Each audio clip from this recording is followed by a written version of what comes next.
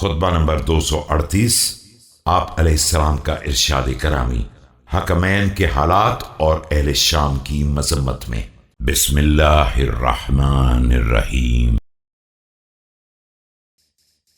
جفاة طغام عبيد أقزام جمعوا من كل أوب فتلقطوا من كل شوب ممن ينبغي أن يفقه ويؤدب ويعلم ويدرب ويولى عليه ويؤخذ على يديه۔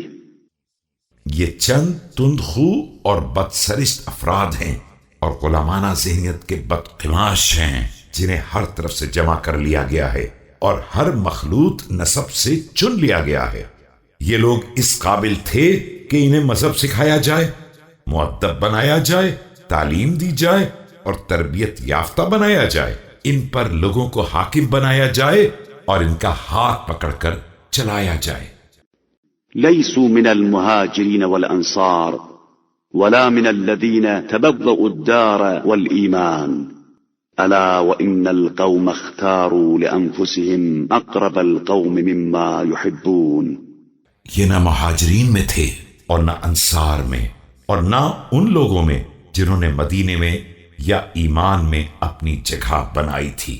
یاد رکھو کہ قوم نے اپنے لیے ان لوگوں کو منتخب کیا ہے جو ان کی پسند سے قریب تھے۔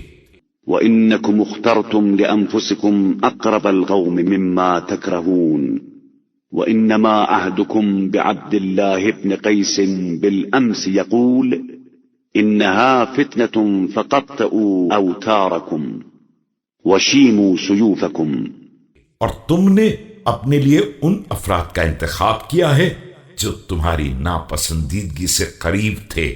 ابھی تمہارا اور عبداللہ ابن قیس کا زمانہ کل ہی کا ہے جب وہ یہ کہہ رہا تھا کہ یہ جنگ ایک فتنہ ہے، لہٰذا اپنی کمانوں کو توڑ ڈالو اور تلواروں کو نیام میں رکھ لو۔ فإن كان صادقا فقد أخطأ بمسيره غير مستكره وإن كان كاذبا فقد لزمته التهمة فادفعوا في صدر عمرو بن العاص بعبد الله بن العباس۔ اب اگر یہ اپنی بات میں سچا تھا تو میرے ساتھ بلا جبر و اکراہ چلنے میں غلط کار تھا اور غلط کہتا تھا تو اس پر الزام ثابت ہو گیا تھا۔ اب تمہارے پاس عمرو بن عاص کا توڑ عبداللہ ابن عباس ہیں۔